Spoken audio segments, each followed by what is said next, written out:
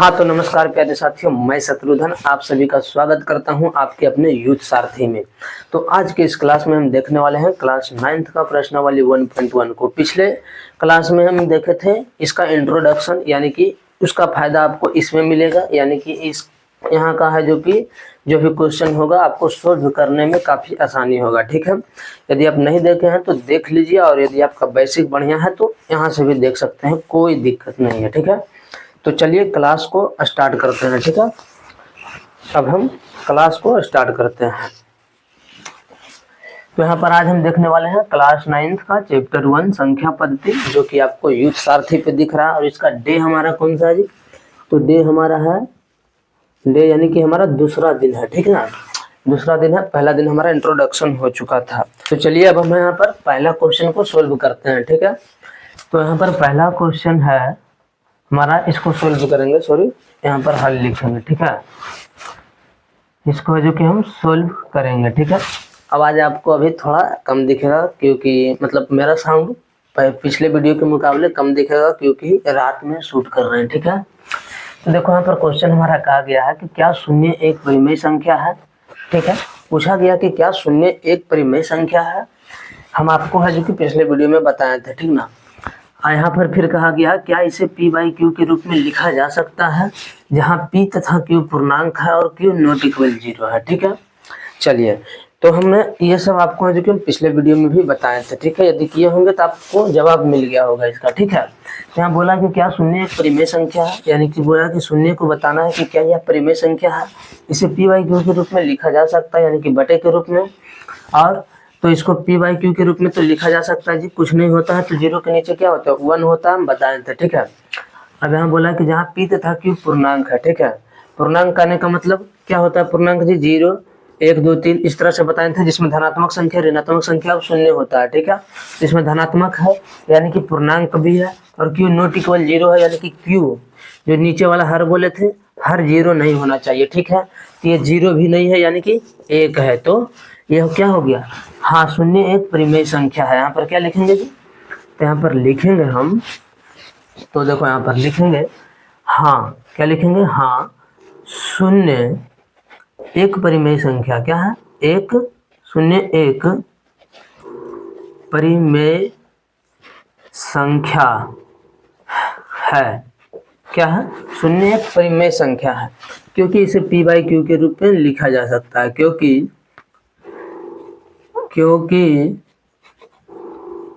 इसे p by Q के रूप में लिखा जा सकता है। ठीक है, जा सकता है, जहाँ p तथा q पूर्णांक है, जहाँ p तथा q पूर्णांक है और q नॉट इक्वल 0 भी है ना, q नॉट इक्वल 0 भी। ठीक है, यहाँ तक में किसी को कोई डाउट नहीं होना चाहिए पहला क्वेश्चन में। ठीक है, दूसरा नंबर क्वेश्चन हम देखते हैं। तो दूसरा नंबर क्वेश्चन हमारे यहाँ पर दिया गया है, क्या दिया गया है? रुक जाना। दूसरा नंबर क्वेश्चन दिया गया है 3 और 4 के बीच में 6 परिमेय संख्या ज्ञात कीजिए। क्या दिया गया है? 3 और 4 के बीच में 6 परिमेय संख्या ज्ञात कीजिए। कितना के बीच में बोला है? 3 और 4 के बीच में कितना ज्ञात करना है? 6 परिमेय संख्या। ठीक है, 6 परिमेय संख्या ज्ञात कीजिए। ठीक है, ज्ञात कीजिए। यहाँ तक में किसी को कोई डाउट नहीं होना चाहिए पहला क्वेश्चन में। ठीक है, और जो लोग हैं जो कि किए होंगे हमारा पहला क्लास, वो तो पहले ही हमसे पहले बना लिए होंगे। ठीक है, तो देखो यहाँ पर बोला 3 और 4 के बीच 6 परिमेय संख्या ज्ञात कीजिए। ठीक है, तो यहाँ पर बोला है 3 और 4 के बीच कितना बोला है? 6 परिमेय संख्या बोला है। तो जितना भी परिमेय संख्या ज्ञात करने के लिए बोलेगा उसमें 1 जोड़ देंगे। क्या करेंगे? 1 जोड़ देंगे। अब यहाँ 6 बोला है तो 6 में 1 जोड़ देंगे तो क्या हो जाएगा? 7 हो जाएगा। ठीक है, और जितना भी आएगा उसको उतना से ही भाग देना, मतलब 7/7 करके, और फिर इसको गुना कर देना 3 को। ठीक ना, इस तरह से। ठीक है, और इसमें भी वही करेंगे, यानी कि 4 गुने फिर 7/7 कर देंगे। ठीक है, इस तरह से। अब यहाँ पर इसको क्या करेंगे? तो गुना करेंगे तो क्या हो जाएगा? 21/7 और ये क्या हो जाएगा 28/7, ठीक है, 28/7 बोला ना, ठीक है। अब देखो यहाँ पर 21/7 और 28/7। अब इसके बीच में बोला कि 6 परिमेय संख्या बताइए, कितना, तो 6 परिमेय संख्या, ठीक है।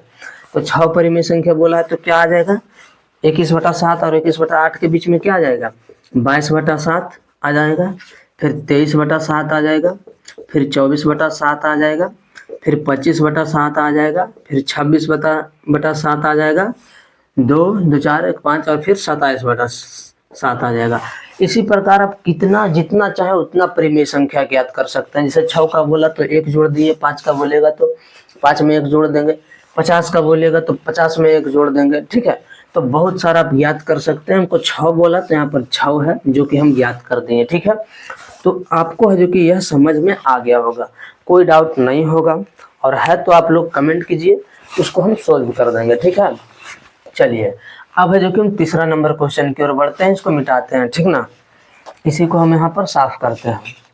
चलिए आप लोग स्क्रीनशॉट लीजिएगा तो ले लीजिए, लिखना है तो लिख लीजिए।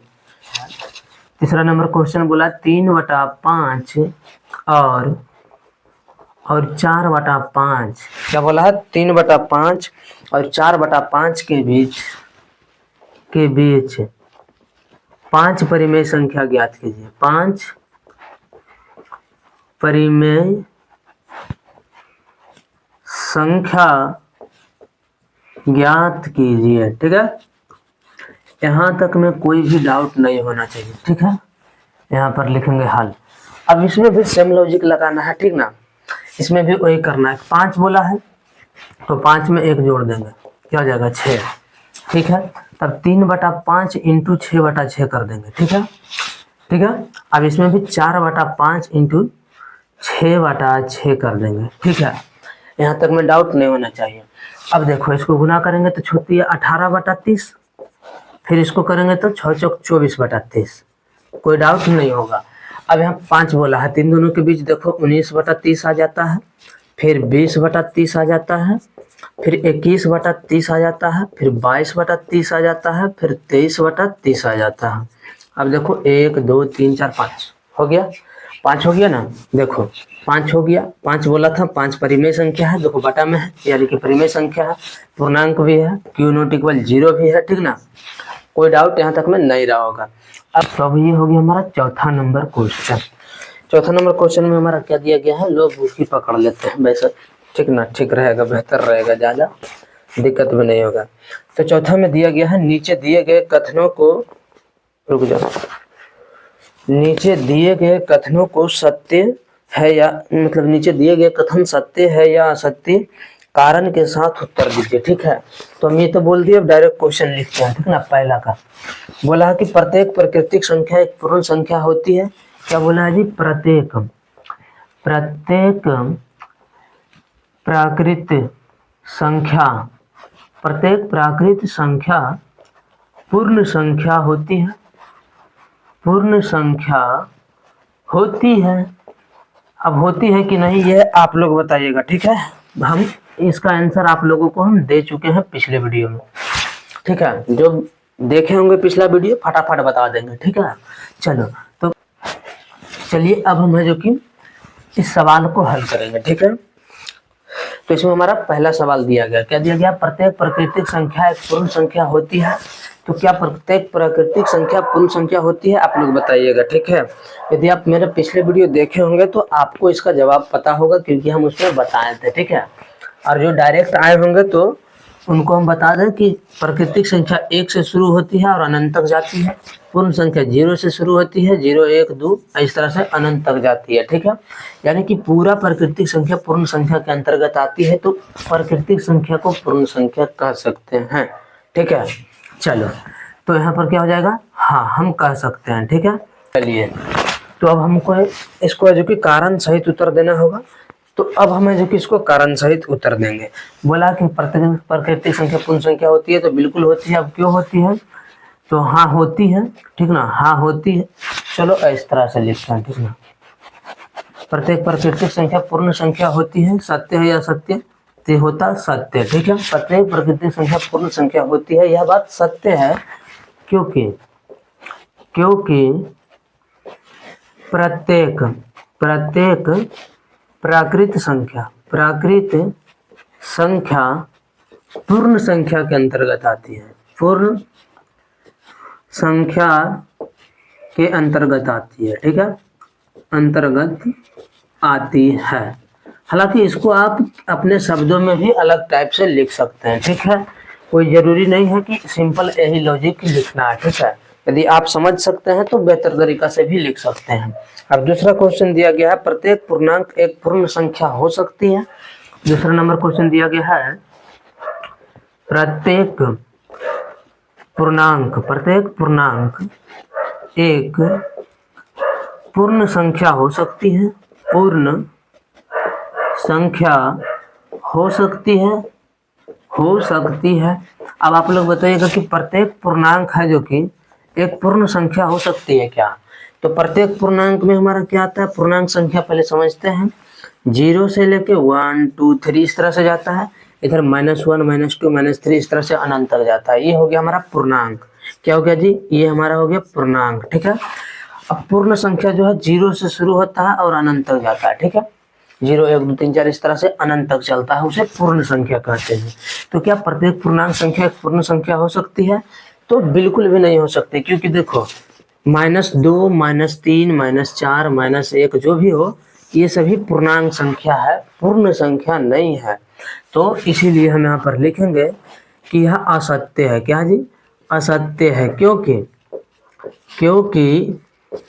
कोई एक उदाहरण ले लो, जैसे कि -3 पूर्ण संख्या नहीं है, पूर्ण संख्या नहीं है, सिंपल सी लॉजिक है। चलो हो गया, ठीक है। अब नेक्स्ट क्वेश्चन देखते हैं, तीसरा नंबर हम, ठीक है, तीसरा नंबर क्वेश्चन हम देखते हैं। दिया गया क्या, प्रत्येक परिमेय संख्या एक पूर्ण संख्या हो सकती है? नो। तीसरा नंबर क्वेश्चन दिया गया है, क्या प्रत्येक परिमेय संख्या प्रत्येक परिमेय संख्या एक पूर्ण संख्या, प्रत्येक परिमेय संख्या एक पूर्ण संख्या होती है? क्या प्रत्येक परिमेय संख्या एक पूर्ण संख्या होती है? यही पूछा गया, ठीक है। इसमें क्या क्या था नहीं हम लगा दिए इसमें, ठीक ना। चलिए फिर भी कोई दिक्कत नहीं, सवाल में कोई अंतर नहीं आने वाला है, ठीक है। क्या प्रत्येक परिमेय संख्या पूर्ण संख्या होती है? तो परिमेय संख्या किसे कहते हैं? जो p/q के रूप में लिखा हो, जो पूर्णांक हो और जिसका q ≠ 0 हो। तो देखो पूर्णांक वाला तो पहले यही खत्म हो गया, ठीक है, क्योंकि पूर्णांक परिमेय संख्या में जो कि पूर्णांक भी हो सकता है, लेकिन पूर्ण संख्या में नहीं चलेगा वो वाला बात। और प्रत्येक परिमेय संख्या जो कि p/q के रूप में होता है, लेकिन पूर्ण संख्या में ये वाला बात नहीं चलेगा, ठीक है। यानी कि हम कह सकते हैं यह भी असत्य है। क्या है? असत्य है। क्योंकि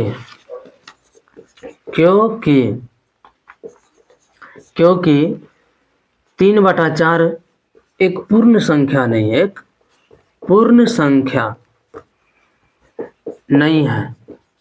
अब यहाँ पर हम 3/4 लिखे, आप कुछ भी लिख सकते हैं, ठीक है ना, क्योंकि देखो हम यदि आपको लिखते हैं कि क्या 0 पूर्ण संख्या, क्या 3 पूर्ण संख्या, क्या 4 पूर्ण संख्या, तो बोलते हैं हाँ भाई ये पूर्ण संख्या है, लेकिन इसको आप नहीं बोल सकते हैं, ठीक ना, क्योंकि ये पूर्ण संख्या है ही नहीं, ये परिमेय संख्या है, ठीक है।